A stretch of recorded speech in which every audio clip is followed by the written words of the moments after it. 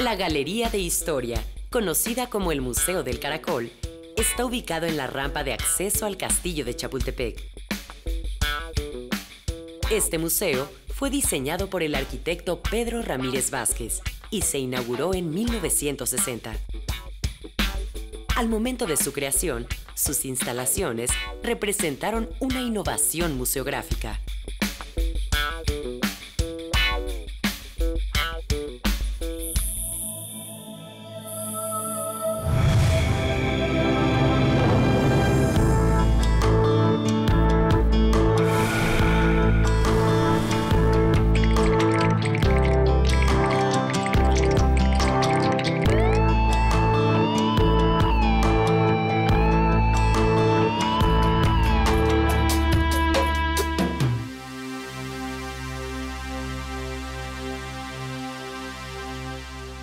Los años 60 marcan un hito en la museografía porque se crea un enorme proyecto que viene a apuntalar a la educación nacional.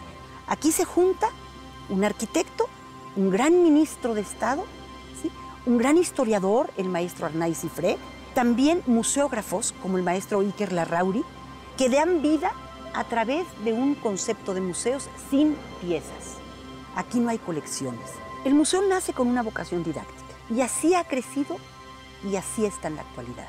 La vocación didáctica lo definió muy bien el historiador Arnaiz Ifré. Dice que no bastan los libros, que no basta la tradición oral, que se necesita mostrar los momentos de la historia más importantes y que estos no los hacen los historiadores, los hace el propio pueblo, que es el actor. Entonces el Museo del Caracol se crea con esta concepción de un libro abierto.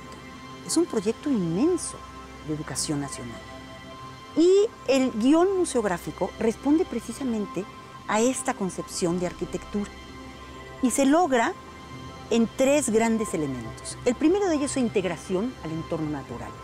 Estamos en el bosque de Chapultepec y la creación de este museo no estorba, se adapta al medio ambiente. Esa es la número uno. Nunca se tiraron árboles, porque aquí existía, de acuerdo a la historia, un picadero de caballos de la ocupación militar del castillo. El segundo es que el discurso era cronológico. Empieza desde las últimas etapas del virreinato y acaba en la Constitución del 17 con don Venustiano Carranza. 150 años de historia que se resolvió a través de una rampa en espiral y su recorrido es por las distintas etapas históricas. Y culmina en un proyecto interesantísimo que es una gran cúpula de plástico, ¿sí?, que es precisamente el recinto de la Constitución del 17. Los elementos empleados responden a la concepción histórica y así se buscan los colores nacionales en el tezontle, en los mármoles y en los metales. Y estas rampas en espiral, que siguen la línea del tiempo, la cronología, nos dan tres grandes periodos. El primero de ellos es la independencia, de la cual el museo tiene mucho más del 70% en sus dioramas. Después sigue la República y luego la Revolución y la Constitución del 17. Una visita al Museo del Caracol te debe generar ser protagonista, sumergirte en la historia. Aquí no estamos viendo piezas, estamos viendo momentos, estamos recreando situaciones importantes en nuestra historia. El museo está abierto de las 9 de la mañana a las 4:30, todos los días, excepto lunes. Los esperamos.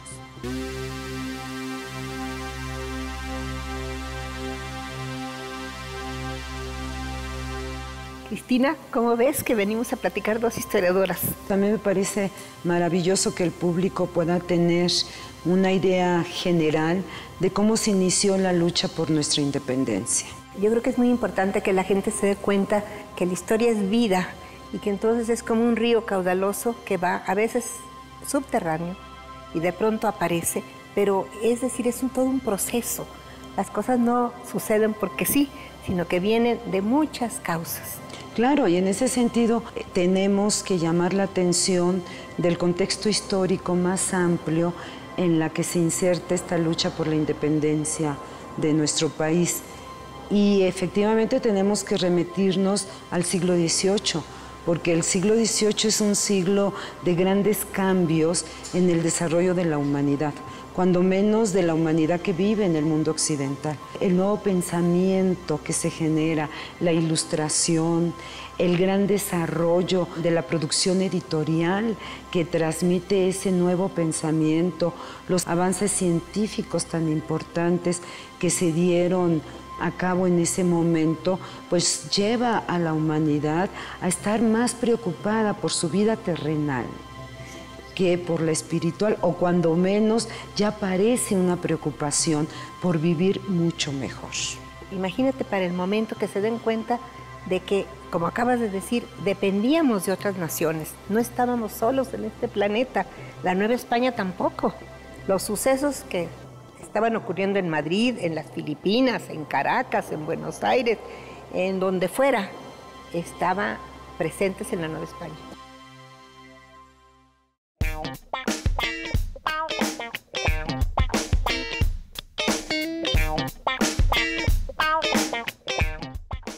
A fines del siglo XVIII, la Nueva España se había convertido en la posesión más valiosa del Imperio Español en América. Las grandes haciendas eran las principales abastecedoras de los centros urbanos y la minería era el eje de la actividad económica novohispana. La región del Bajío, que comprende el norte de los actuales estados de Querétaro y Michoacán, era el principal centro productor de plata del mundo. En la época de los Habsburgo, el orden político de las colonias americanas se basaba en un pacto establecido entre el soberano y los vasallos del reino. Con la llegada al poder de la Casa Borbón, comenzó una época de grandes transformaciones en la metrópoli, especialmente después de que Carlos III asumió el trono de España en 1759. En la Nueva España, las reformas borbónicas causaron un profundo impacto social, político y económico que le dio impulso a los anhelos de autonomía.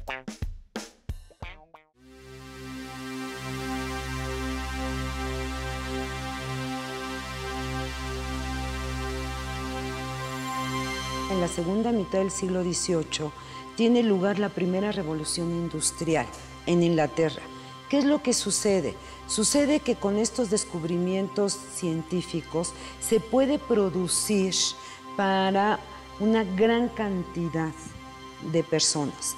Y entonces, sobre todo, empieza en los textiles. Y entonces ya necesitan estas naciones desarrolladas en ese momento mercados para venderlo. Y esto mismo trae una conciencia de que la gente ve que hay riqueza y que la humanidad puede vivir mejor. Si el siglo XVIII significa algo, significa un gran siglo de aspiraciones para que la humanidad viviera mejor, porque hay un desarrollo material muy importante. Y ese desarrollo material trae como consecuencia todas estas ideas ilustradas que después se van a desarrollar en liberales, lograr construir sociedades en donde todos los individuos sean iguales frente a la ley, gobiernos de mayor participación. Acabas de mencionar algo que yo creo que fue sorprendente para todo el mundo de la época. Dos cosas. En primer lugar, hay una revolución que no es igual a la francesa, es anterior, que la revolución de los colonos angloamericanos, que van a establecer una república con separación de poderes, poder ejecutivo, poder legislativo y poder judicial, y que van a tener una constitución. Bueno, eso es algo que ha nacido de lo que tú acabas de hablar, de la Ilustración. Eso es posible. Montesquieu ya había hablado de eso, pero lo están viendo en vivo. Es posible.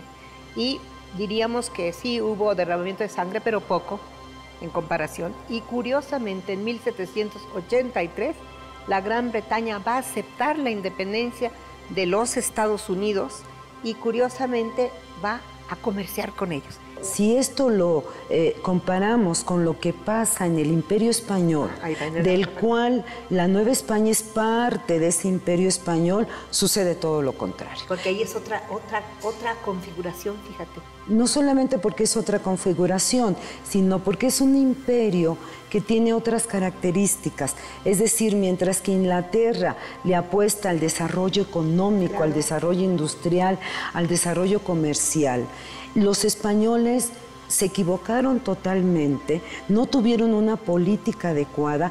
¿Y qué es lo que hacen? Tratan de hacer sus famosas reformas borbónicas.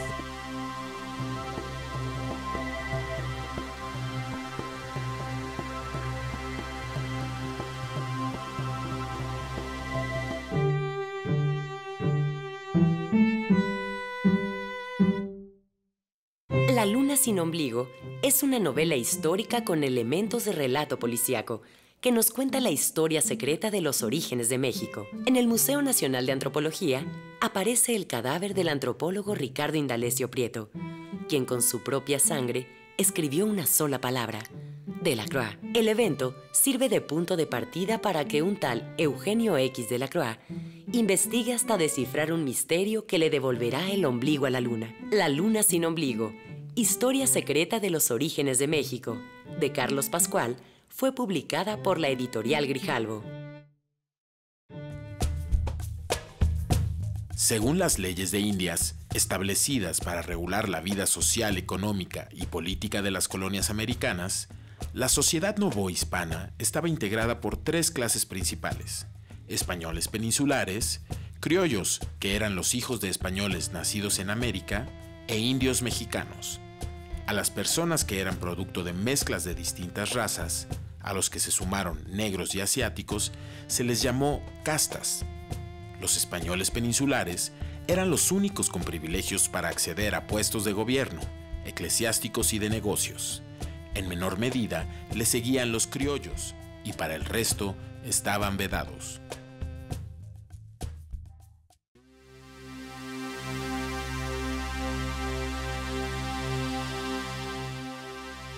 Guadalupe, vamos a tratar de analizar lo que sucede en 1808, porque realmente es una coyuntura muy importante para comprender el inicio de la Revolución de Independencia 2 años después.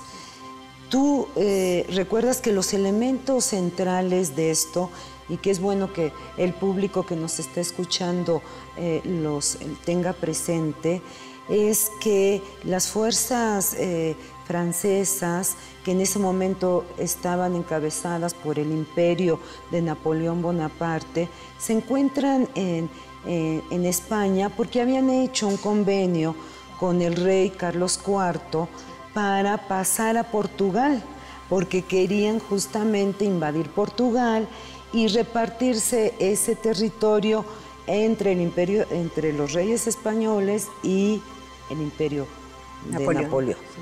Pero finalmente, ya estando en territorio peninsular, debido también a contradicciones que estaban viviendo el rey Carlos IV y las fuerzas que apoyaban al Delfín, a su hijo, que después gobernará bajo el nombre de Fernando VII, encuentran una coyuntura los franceses favorables para detener tanto al rey como a su hijo y nombrar, Napoleón hace que abdiquen a favor de Napoleón los dos, claro, y él nombra rey del imperio español, digamos, de todo el imperio español, a su hermano José Bonaparte.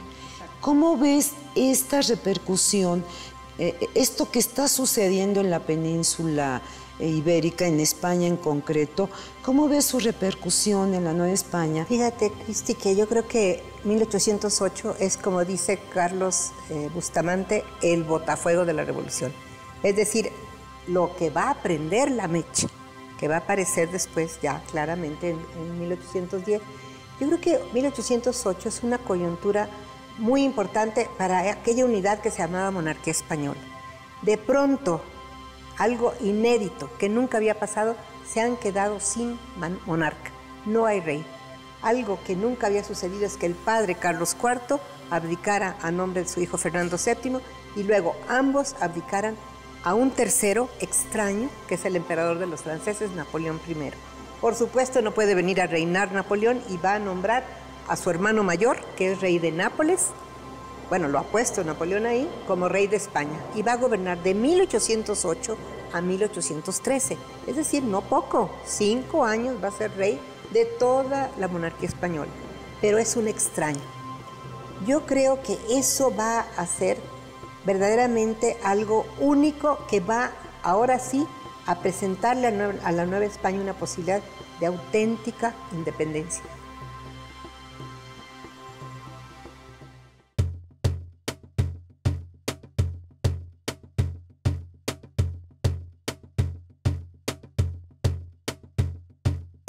Situados entre los peninsulares y los indios, los criollos se dedicaban a distintas actividades económicas y administrativas. Algunos seguían la carrera eclesiástica, o si tenían recursos, optaban por la academia. Tanto en Europa como en la Nueva España, durante la segunda mitad del siglo XVIII, las instituciones científicas y educativas se vieron influenciadas por las ideas de la Ilustración. Se formularon nuevas teorías en todos los campos del conocimiento, que a su vez impactaron el modo de ser y de pensar de los novohispanos. Para muchos europeos, los criollos eran personas inferiores y afectadas por el clima malsano y las supersticiones de los mexicanos. En contra de tales prejuicios, los criollos ilustrados salieron en defensa de su identidad. En la historia antigua de México, escrita en italiano y español, el jesuita veracruzano Francisco Javier Clavijero reivindicaba el pasado indígena y defendía la cultura de los indios frente a los europeos, que los consideraban criaturas rústicas y cortas de entendimiento. Fue así como empezó a difundirse la idea del patriotismo criollo.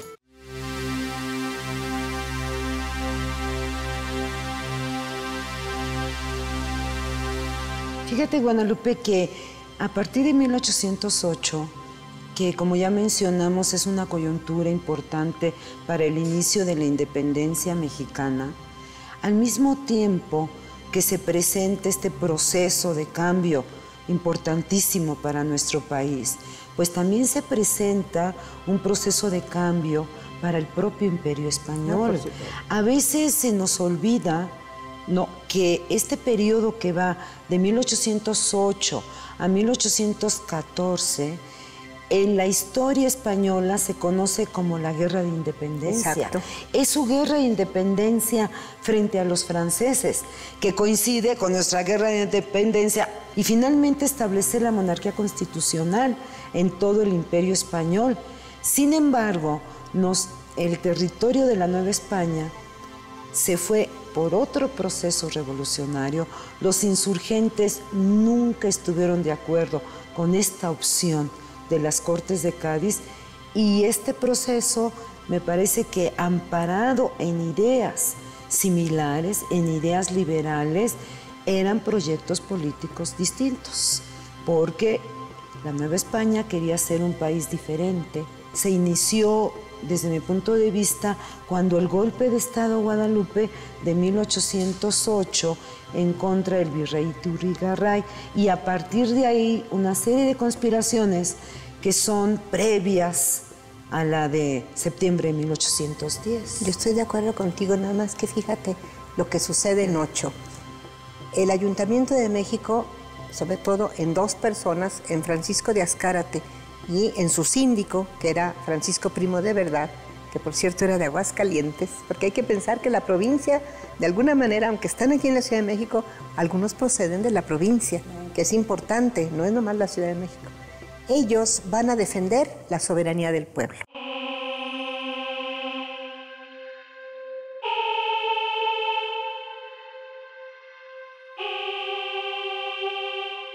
Según la tradición, al indio Juan Diego Cuauhtlatoatzin se le apareció la Virgen de Guadalupe en el Cerro del Tepeyac entre el 9 y el 12 de diciembre de 1531. El relato ha constituido uno de los pilares de la historia de México. Mucho se ha especulado sobre la autenticidad de la tilma que tiene impresa la imagen de la Virgen y la incierta existencia del personaje, a pesar de que fue canonizado por el Papa Juan Pablo II en julio de 2002. Para los creyentes, la canonización de Juan Diego acercó más a la comunidad católica mexicana con su iglesia, mientras los escépticos siguen poniendo en duda este fenómeno.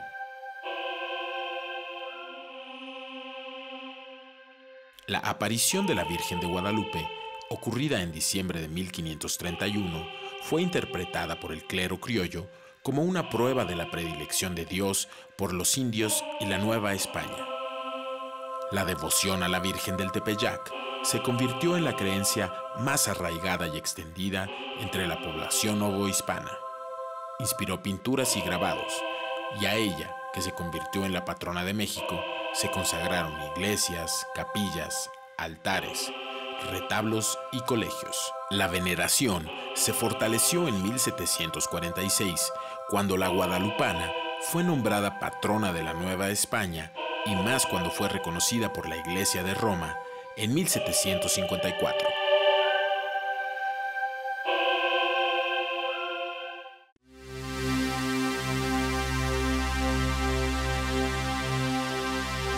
Uno puede analizar geográficamente el mapa de esos motines, de esa rebelión de 1767, donde viene una represalia del gobierno virreinal muy injusta. Eso se queda como rescoldo en toda esa región, porque es en Pátzcuaro, es en Uruapan, San Luis de la Paz, San Luis Potosí, Guanajuato sobre todo. A mí siempre me ha llamado la atención que 2 días antes de la masacre del 28 de septiembre, Riaño les levanta el castigo de 1767. Guanajuato tenía que pagar una multa anual desde ese año de 1767 que se les va a levantar 2 días antes de septiembre de 1810, del 28. ¿Qué quiere decir? Que allí estas personas recordaban un abuso, un resentimiento profundo de una injusticia. Claro, cuando se inicia la insurrección, vienen uniéndose varios resentimientos. Lo que sucedió en 8, que el 15 de septiembre, entre 11 y 12 de la noche, como tú te acordarás, entren 300 hombres, la mayoría que trabajaban con comerciantes peninsulares, gachupines, y que estuvieron apoyadas por la audiencia, ¿verdad? Y por el señor arzobispo también, y que tomaran preso al virrey, algo inédito en toda la historia del virreinato. ¿Cuándo habían apresado a un virrey? Y más que, por supuesto, Lupita, pero junto con eso yo agregaría, apresaron al virrey, pero cancelaron la posibilidad de establecer un gobierno, junta. Perfecto. El nombre es lo mismo, es lo de menos, sí, porque lo usan indistintamente, que gobernara a nombre de Fernando VII mientras este estaba prisionero por los franceses. ¿Qué significa estas aspiraciones por crear ese gobierno? Ellos decían, ¿por qué vamos a aceptar el gobierno de la Junta de Sevilla o de Aragón? Nosotros tenemos que nombrar a nuestra propia Junta. Eso es relevante. Exacto. Eso es muy relevante. ¿Por qué? Porque con el golpe de Estado de estos comerciantes, del arzobispo, de la Inquisición, de todos estos sectores que no querían un cambio, reformas, tampoco es una revolución. No, claro que no. No hay rey, pues vamos a formar nuestro gobierno.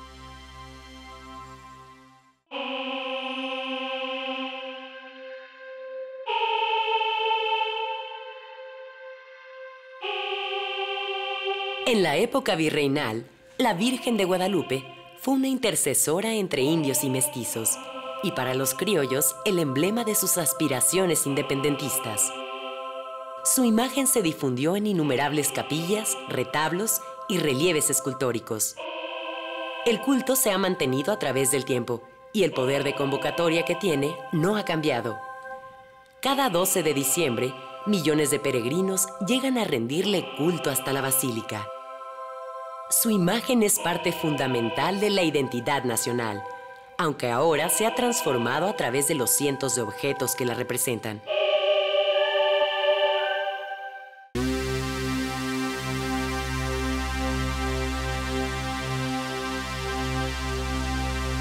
¿Qué significa ese golpe de Estado? O sea, en otros términos, si hubieran permitido un gobierno propio, hubiera habido las conspiraciones de 9, Hidalgo se hubiera levantado en armas en 10. Es muy interesante pensar que precisamente a principios del año 10, Hidalgo le va a ver a Allende y le lleva una carta. Y le dice, mira, lo que me ha escrito Riaño. Riaño me dice que consiga que el Ayuntamiento de San Miguel el Grande me mande como representante de España a las Cortes. Hidalgo se quería ir a las Cortes de España en enero de 10. Allende va y habla con 2 regidores de San Miguel el Grande y le dicen, ya es demasiado tarde, ya se eligió a otro. Es decir, Hidalgo hubiera podido ir, no está pensando en un levantamiento. Les ha molestado profundamente lo de 8 a todos ellos, porque tú bien has puesto el dedo en la llaga. Les impidieron de una manera pacífica tener una junta, que tenían derecho a una junta, porque todas las provincias españolas habían hecho su junta. ¿Y por qué ellos sí y nosotros no, si son las mismas leyes? Claro. ¿Verdad?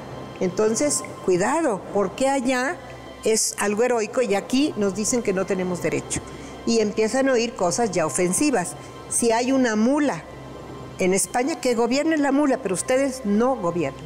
Esa es la actitud ya, si tú quieres, ya exacerbada por el miedo, por el temor a que esta junta que se haga en la Nueva España tenga poder y se les vaya de las manos. Es problema de poder y cometen el gran error. Yo creo que nunca se dieron cuenta que sembraron pues la guerra que se venía, porque se fueron ellos digamos mismos que contribuyeron, porque yo creo que independencia de todas maneras hubiera habido en algún momento en nuestro país. A lo mejor no tan pero violenta. Cómo se presenta en ese momento, bueno, porque además lo mismo sucedió en los otros territorios de la América del Sur, ¿no? Les permitieron una junta, duraron 2 años y luego vienen los realistas y los derrocan, ¿no?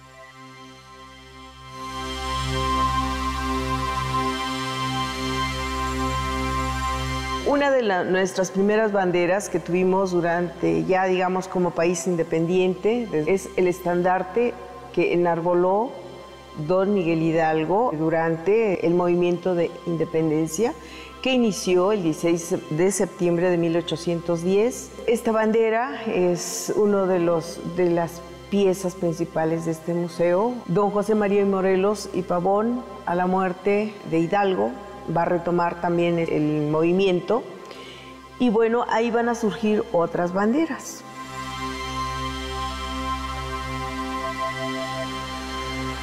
Uno de los que va a continuar inmediatamente a la muerte de Hidalgo es don Ignacio López Rayón. Él va a hacer una reunión en Zitácuaro precisamente para continuar, o sea, reorganizar el movimiento y continuarlo.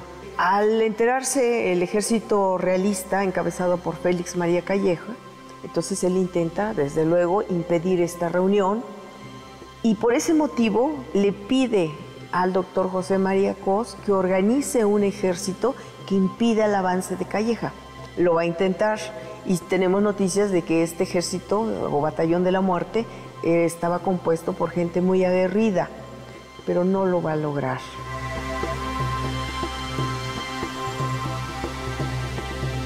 Este ejército es el que va a enarbolar el estandarte del doliente de Hidalgo, pero al final va a ser vencido y le van a arrebatar este estandarte. Este a su vez lo recoge Calleja y lo manda como un testimonio, digamos, de que el ejército insurgente fue vencido. Entonces, además de quitarle sus armas y todo, entre ellos el estandarte, lo manda al virrey Venegas. Después va a continuar la lucha Morelos y van a surgir varias banderas y vuelvo a decir, en cada una de ellas vamos a encontrar elementos donde ya se van perfilando la identidad de los mexicanos. Desde ese momento aparece ahí el águila, todavía no con la serpiente va a ser más adelante, pero aparece el águila, aparece el lago, el peñón, donde surge el nopal, y bueno, son elementos que hasta la fecha vamos a ver que existe en nuestra bandera nacional. Entonces, entre la bandera, digamos, el estandarte de don Miguel Hidalgo, el estandarte, digamos, del doliente de Hidalgo y las banderas o estandartes de José María Morelos son, digamos, las primeras.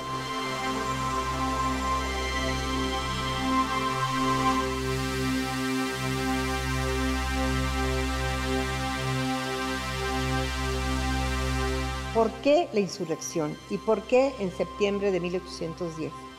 Según los documentos que yo he encontrado, tanto en archivos públicos como el Archivo General de la Nación y privados, parece que la independencia se había planeado, el levantamiento, para el 29 de septiembre a las 8:30 de la noche en la villa de San Miguel el Grande. En la villa de San Miguel el Grande, desde diciembre de 1808, muy probablemente, Allende había establecido una junta secreta que llegó a tener más de 60 miembros. Ya he revisado la historia de los 60 y más miembros, que eran de todos los grupos sociales. Bueno, pues esta junta había pensado que el 29 de septiembre, que había una gran fiesta, porque es el día de San Miguel, patrón de la población, con ese pretexto iban a venir de todas las otras sedes de conspiración, porque había una red que se conspiraba ya en San Luis Potosí, se conspiraba en Querétaro, se conspiraba en Valladolid, en Salamanca, en Celaya, en Zacatecas. Todo era una red. Ellos sabían muy bien quiénes habían mandado de comisionados para hacer esta red de conspiraciones.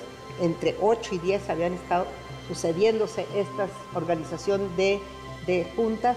Pensaban iniciar el 29 de septiembre, pero la historia es impredecible y siempre pasan cosas que nadie se imagina. ¿Qué va a suceder? Que en Querétaro descubren a los conspiradores antes del día 13 de septiembre. Aprenden algunos y por eso se tiene que adelantar el movimiento. ¿Por qué van inmediatamente el 15 de septiembre, que no sucede nada? Lo único que sucede es que Allende, que está en San Miguel, es enterado por Guanajuato, no por Querétaro. Le mandan en la mañana un correo a su jefe, el coronel Narciso María Lacanal, un correo de Guanajuato diciendo que hay orden de aprehensión contra Allende y contra algunos de los principales conspiradores, y se va inmediatamente Allende a Dolores. ¿Por qué va a Dolores? Donde está el párroco, el cura párroco, que es Miguel Hidalgo. Porque la Junta Secreta de San Miguel, en una de sus reuniones, había acordado que en el momento de dar la voz, es decir, de iniciar la insurrección, tenía que ser un eclesiástico de luces, porque si lo hacía un militar o un civil, el pueblo no lo seguiría. ¿Por qué el pueblo no lo seguiría? Porque es el año 10. Recuerden la situación, lo que está sucediendo. Los franceses tienen tomada toda España.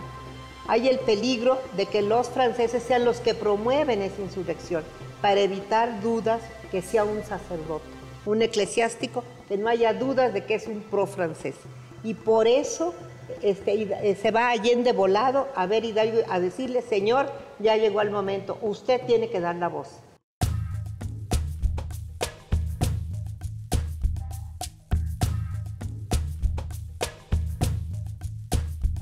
Mucho antes de que nacieran los caudillos de la independencia de México, el aventurero, erudito y espía Guillén de Lampart, también conocido como Guillén Lombardo, llegó a la Nueva España en 1640. Era hijo y nieto de revolucionarios irlandeses. Apoyó una rebelión para separar Irlanda de Inglaterra, convivió con piratas, los convirtió al catolicismo y fue un gran defensor de los judíos perseguidos. Aunque era un protegido de la monarquía, al llegar a la Ciudad de México, intentó organizar una insurrección para emancipar a los indios esclavos y castas y separar al virreinato del dominio español. Guillén de Lampart fue perseguido y capturado por la Santa Inquisición, de la cual logró huir tras 8 años de cautiverio. Había preparado varias versiones de una querella contra los inquisidores, que clavó en las puertas de la catedral y otros sitios concurridos. Sin embargo, pronto fue recapturado. Pintó unos 800 salmos sobre telas que conseguía, preparando tinta con restos de ceniza y cacao. Acusado de hereje, apóstata y sectario, murió en la hoguera de la Inquisición en 1659. Su estatua, un hombre atado a un madero, se encuentra en el interior de la Columna de la Independencia.